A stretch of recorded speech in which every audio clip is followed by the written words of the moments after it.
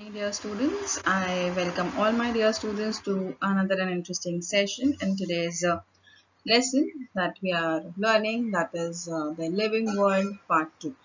Now, as you know that we have already completed the first part of it, and today we'll be learning a few more characteristics of the living organisms in this chapter. So, let's get started.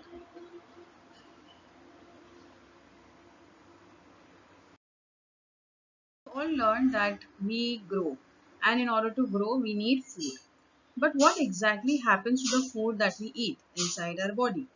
Once you eat the food, it goes into your body, and inside the body there are various organs where it goes. Okay, like from the mouth it goes into the esophagus, from the esophagus it goes into the stomach, from the stomach it goes into the small intestine, large intestine, and then from the anus you give out the waste. But whatever food that you eat, all the nutrients from it is absorbed, and whatever remaining unwanted waste material is given out. Now that material is very important because it is harmful for our body. Okay, so it is given out from the anus. It is a semi-liquid substance which is in the form, we could also say that we call it as stool or feces, which come out from the anus, and that is one way of removing the waste from your body. Now, so another way of removing the waste is through the urine. Now you have a pair of kidneys in your body which are responsible for removing the waste products from your body that is present in the blood.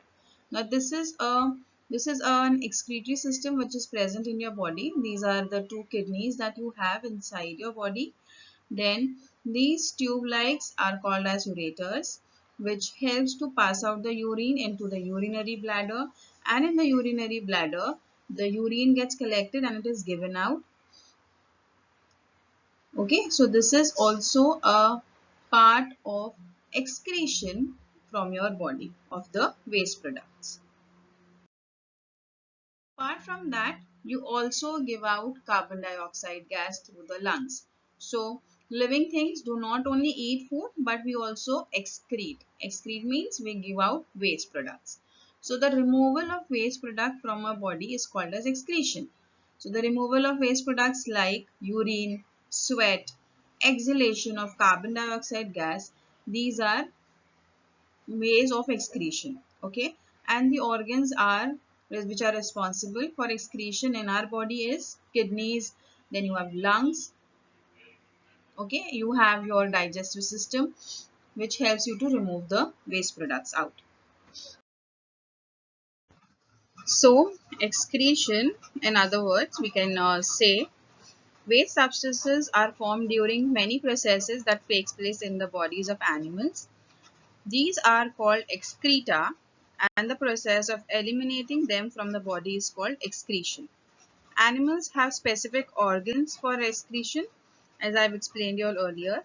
Like humans we have seen, and other animals and plants, all living organisms have this characteristic. Like here you can see a rabbit, and the rabbits also give out excreta from their body. Animals like cow, you must have seen cow dung. Okay, that is the waste given out from their body. The plants, they shed leaves. Now plants store some of the waste products in their leaf, and that leaf falls off when they dry.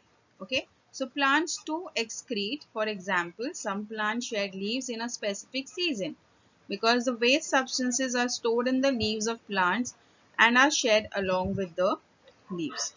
Okay, so plants have all the waste substances in them, and when they shed it out means they are giving out the waste.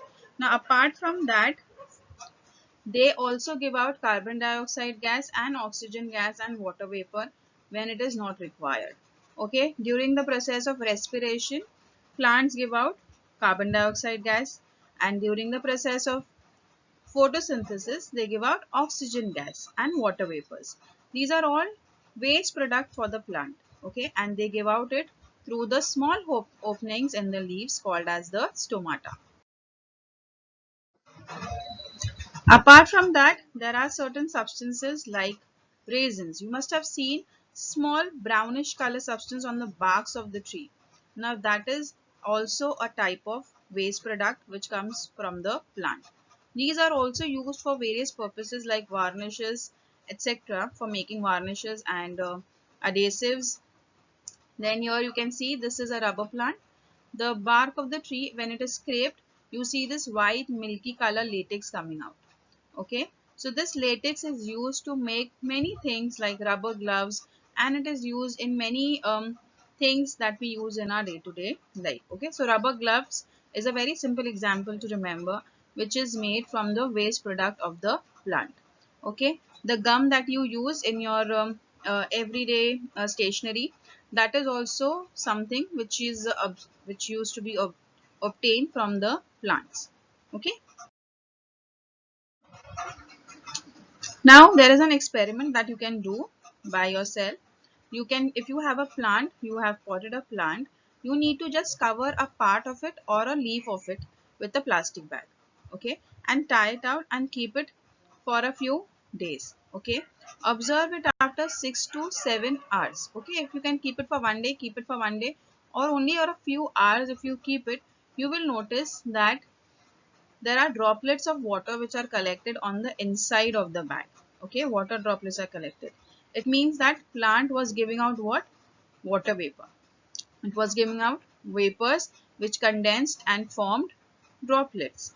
Okay, so that is because of transpiration, because as we learned that plants give out oxygen gas, they give out carbon dioxide, and they also give out water vapor. So in order to see whether they are giving out water vapor, we can do this experiment and see it by ourselves. Yes, they give out water vapor, and that is a type of waste product that is excreted from the plants. Okay, so excretion is a very important characteristic. Now, if you have ever noticed that if you touch a mimosa plant or a touch me not plant, what happens to the leaf? They tend to close, right? Immediately.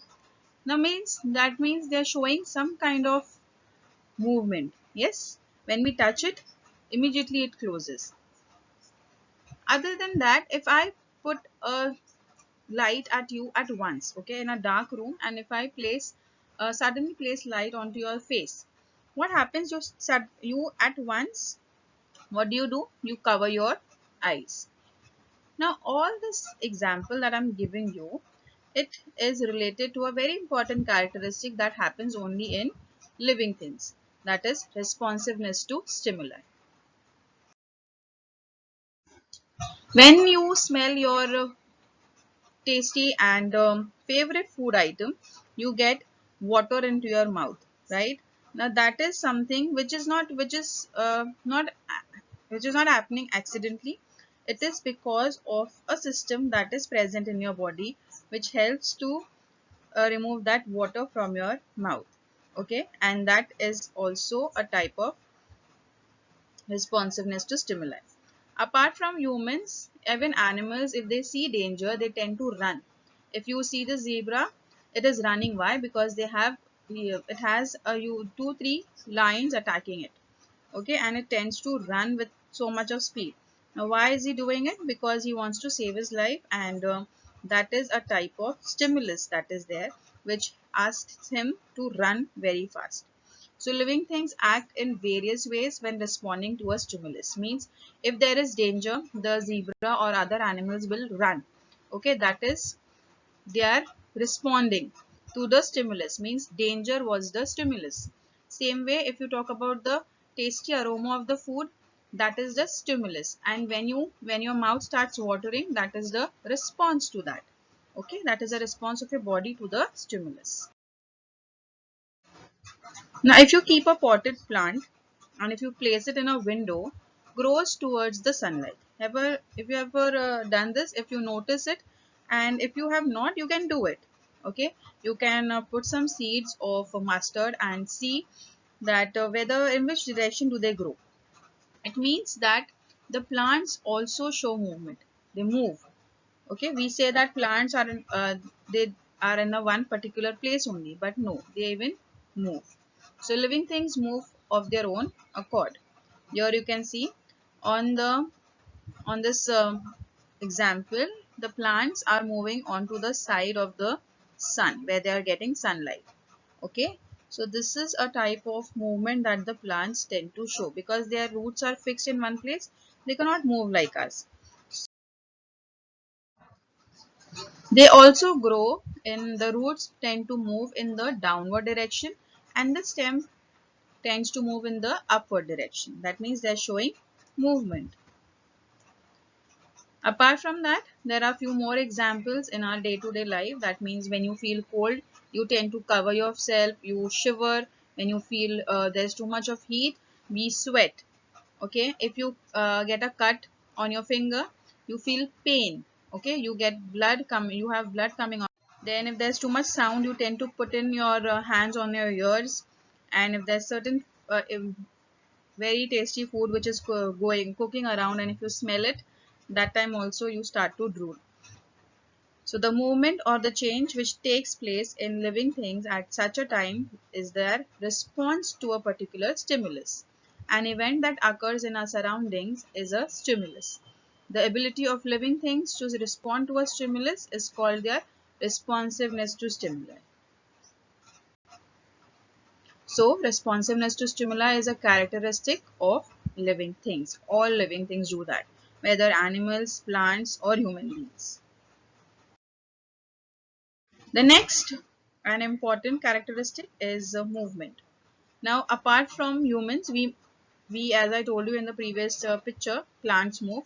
We all know that we can run, we can walk, we can sit, we can move around. Okay, so we show movement. If you see a rock or a chair kept, it doesn't move on its own. So it is an important characteristic of living thing. You can see the birds here, they are flying. That means they are moving. You can see this frog jumping. It is also showing movement, right? So movement is shown only in living organism.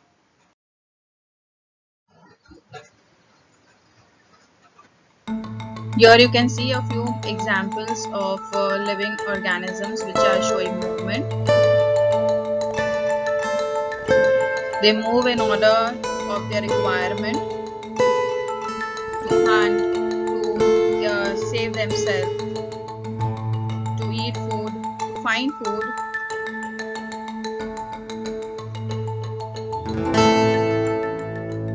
Alright, so I hope with this movement part is clear to you all. Now the next important characteristic is reproduction. We have seen plants grow, animals grow, and we have also seen, you must be having cats or dogs in your vicinity, you must have seen they have small kids. Okay, now that is very important. Even though you must have seen it in your house also, you must be having younger brothers and sisters. Now living things produce other living things like themselves. Okay, if you see a cat will produce a offspring like itself only. Okay, some animals give birth to the young ones, some lay eggs. Their young ones hatch out of the eggs. Some living organisms which lay egg, like the hen, frogs, snakes, duck. These are animals which lay eggs, and these eggs will hatch after some times and produce a similar looking young ones from them. Okay. On the other hand, you can see elephant, human baby, you can see monkey, you can see dogs. So these are animals or living organisms which give direct birth to the young ones. Okay.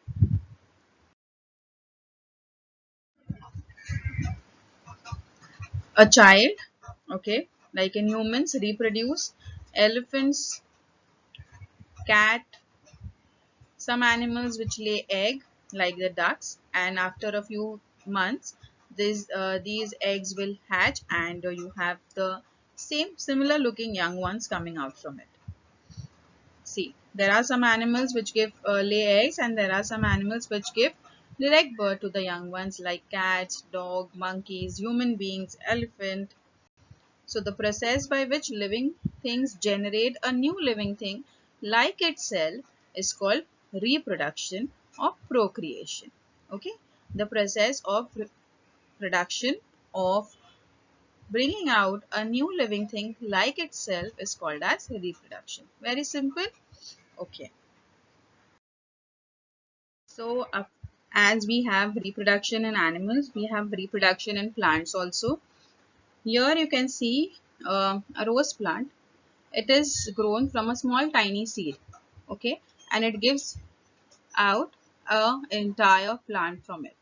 Okay, and later this rose plant will give out further seeds, and that will help in the growth of other plants which look similar to that, right?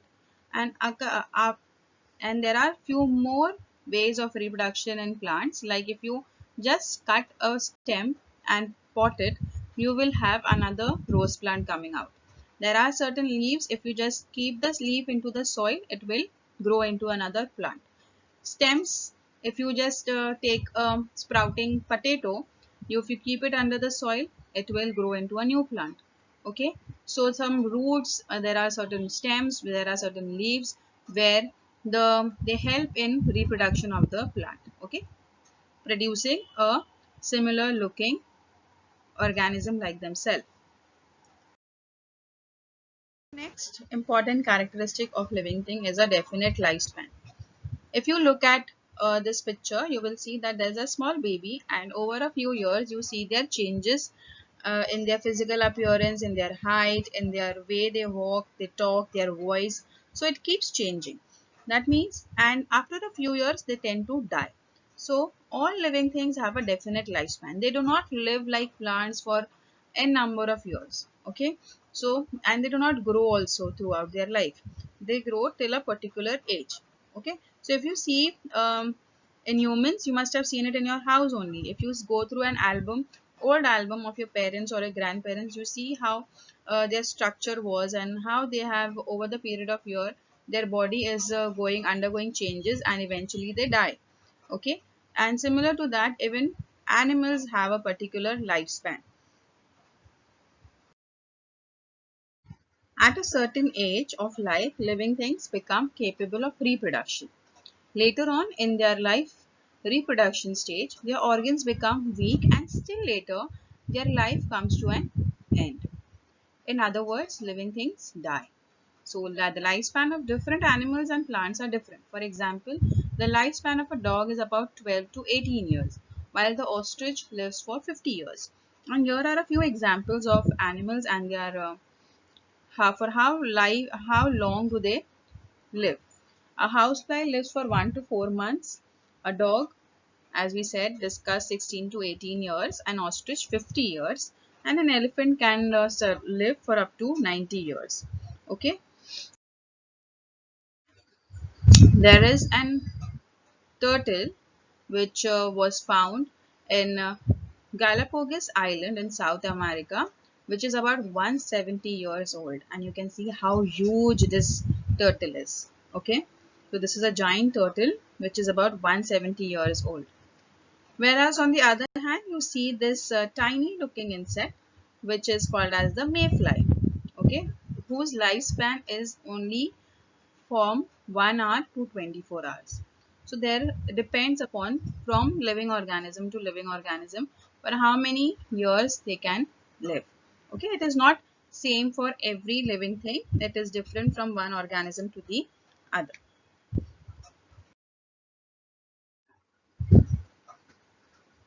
Now you must have seen a honeybee hive. You can see the structure, how it looks. It has got small holes, okay, and a proper shape. Now you have seen the small compartments of a honeycomb. These small compartments are joined together to form a honeycomb. They are not separate. They are joined with each other. They are linked. Okay.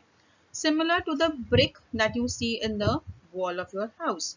If you see the bricks, they are connected with each other with the cement, and the wall has brick, and to construct a wall we firmly join the bricks together so that it gives a proper support and structure to the house, right? Similar to that, even we have a cellular structure. Our body is made up of cells. all living organisms have cells in them. Like here in this picture, you can see single cells. Okay, this living organisms which are made up of only one cell or single cell are called as unicellular organism.